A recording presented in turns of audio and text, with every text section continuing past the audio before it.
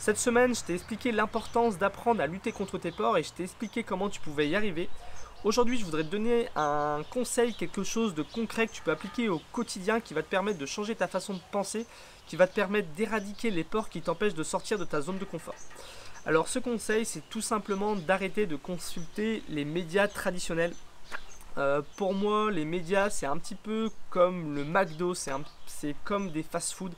Quand tu vas dans un fast-food, tu t'alimentes de mauvais aliments qui vont te rendre malade. Et quand tu regardes la télévision, quand tu consultes le journal, quand tu regardes Facebook, c'est la même chose. Tu vas t'alimenter d'informations qui sont mauvaises pour ton esprit. Alors pourquoi ces informations elles sont mauvaises pour ton esprit? Les médias, que ce soit la télévision, que ce soit les journaux, que ce soit même Facebook, les médias gagnent de l'argent en captant ton attention. Plus ils captent ton attention, plus ils peuvent te balancer de la publicité à la figure. Donc c'est comme ça qu'ils gagnent de l'argent. Et la meilleure façon qu'ils aient trouvé de capter ton attention, c'est tout simplement de la capter en te montrant des images qui te font peur, des images qui t'angoissent, des images qui te mettent en colère. C'est simple à comprendre. Si demain, dans ton journal, les gros titres, c'est un arbre à pousser, un enfant est né ou des migrants ont trouvé du travail et un logement, ces titres-là ne vont pas te donner envie de les lire. Alors que si c'est marqué une forêt a grillé à cause du réchauffement climatique, un enfant est mort parce que ses parents l'ont secoué, ou si c'est le gros titre c'est des migrants viennent voler ton travail et ton logement, alors là c'est des titres qui marchent parce qu'ils font appel à tes émotions, les émotions qui sont les plus fortes, qui sont la colère, la peur, l'angoisse. Donc c'est comme ça que les médias gagnent de l'argent, et c'est un gros problème pour toi parce que ils ne vont pas véhiculer, ils vont pas te donner une vraie image du monde qui t'entoure, ils vont te donner une image angoissante alors que le monde n'est pas comme ça. Si tu sors tous les jours de chez toi, tu te rends compte que le monde ne part pas autant sucette que veulent nous faire croire les médias. Nous, ça fait maintenant 1 an qu'on voyage en stop et on se rend compte à quel point le monde n'est pas si dangereux que ça. Au contraire même. Donc voilà, c'est un gros problème, et pour ça, moi je te conseille vraiment tout simplement d'arrêter de donner ton attention à ces personnes qui veulent te faire peur pour gagner de l'argent. Pour ça, je te conseille, le premier conseil que je peux te donner, la première chose que tu peux faire, c'est d'arrêter de regarder la télévision. La télévision, c'est vraiment le champion du monde pour capter ton attention. Le but aux créateurs de contenu, ceux qui créent les émissions, ceux qui créent les JT, c'est que tu te cales dans ton canapé et que tu y restes le plus longtemps possible pour qu'ils te fassent manger de la publicité, et ils y arrivent très bien. Donc pour moi, la télévision, aujourd'hui, c'est complètement sorti de ma vie et je te conseille de faire pareil. Arrête de regarder la télévision. À la télévision, c'est clair qu'il y a du divertissement, il y a des bons films, c'est intéressant aussi. Il y a des chaînes comme Arte qui proposent des documentaires qui sont super intéressants. Mais toutes ces choses, tu peux les retrouver facilement sur Internet ou sur d'autres sites qui te permettent de t'abonner en illimité à des bons séries, à des bons films. Donc si tu veux te divertir, tourne-toi plutôt vers ces médias-là. Et si tu veux des bons documentaires, va voir sur Internet, tu trouveras tout ce que tu veux sur YouTube par exemple. Donc vraiment, sors de cette habitude de regarder la télévision et même de regarder les journaux, les magazines. Les journaux, les magazines véhiculent beaucoup de peur, de colère. La deuxième chose que tu peux faire, c'est faire du tri sur tes réseaux sociaux aussi. Alors il y a des réseaux sociaux qui sont super intéressants comme Pinterest, comme Instagram, où en fin de compte, il y a ces réseaux sociaux où pour l'instant il n'y a pas ce partage de la peur, de la colère et de l'angoisse. C'est des réseaux sociaux qui sont inspirants, qui sont intéressants, où tu peux trouver beaucoup d'idées aussi pour ta créativité.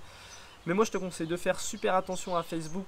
Facebook met en valeur surtout les posts qui créent de l'engagement, et ce qui crée le plus d'engagement, là où les gens commentent le plus, pas like,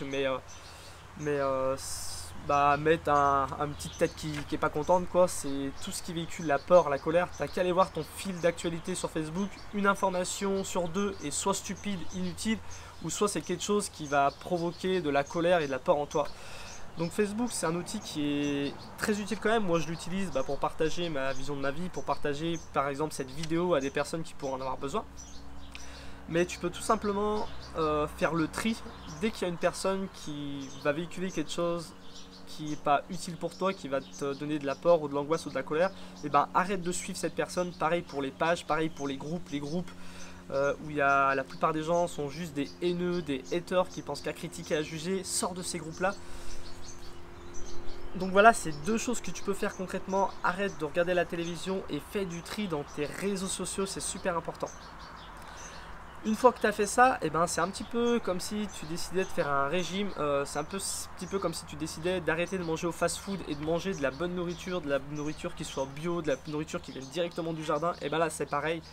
Maintenant une fois que tu auras arrêté de regarder ces médias-là, eh ben, tu peux consulter et t'alimenter de contenus qui soient intéressants, qui soient positifs, qui soient motivants.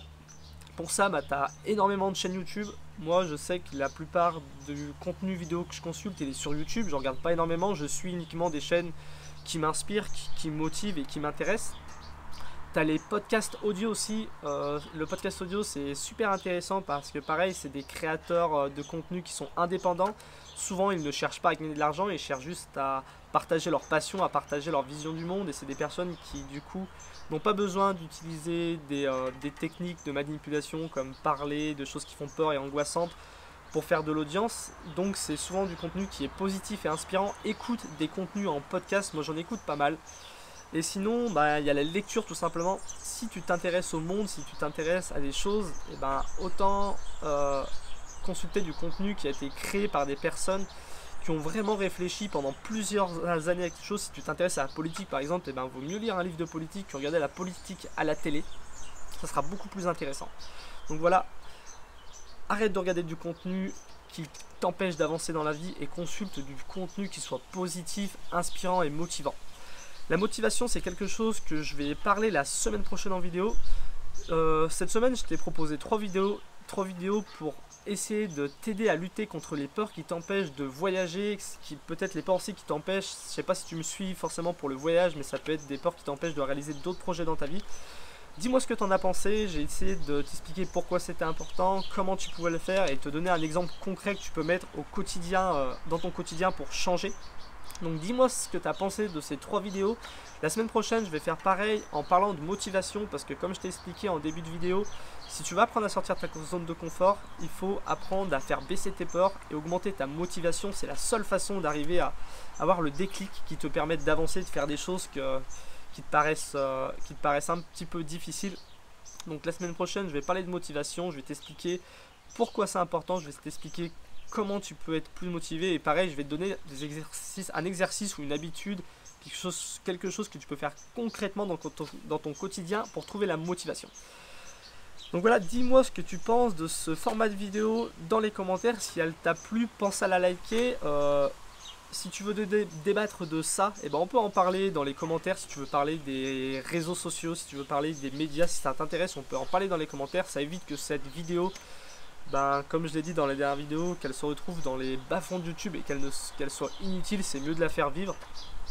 Donc voilà, si ça t'intéresse de progresser, si tu as envie de voyager, si tu as envie de réaliser tes rêves, abonne-toi à cette chaîne parce que ça va être le but. À partir d'aujourd'hui, je vais essayer comme ça toutes les semaines de t'apporter des conseils concrets pour que tu puisses avancer à ton tour comme nous on l'a fait. Je te dis à la semaine prochaine pour les prochaines vidéos. Salut! Ah oui, et n'oublie pas, vivre autrement est un choix.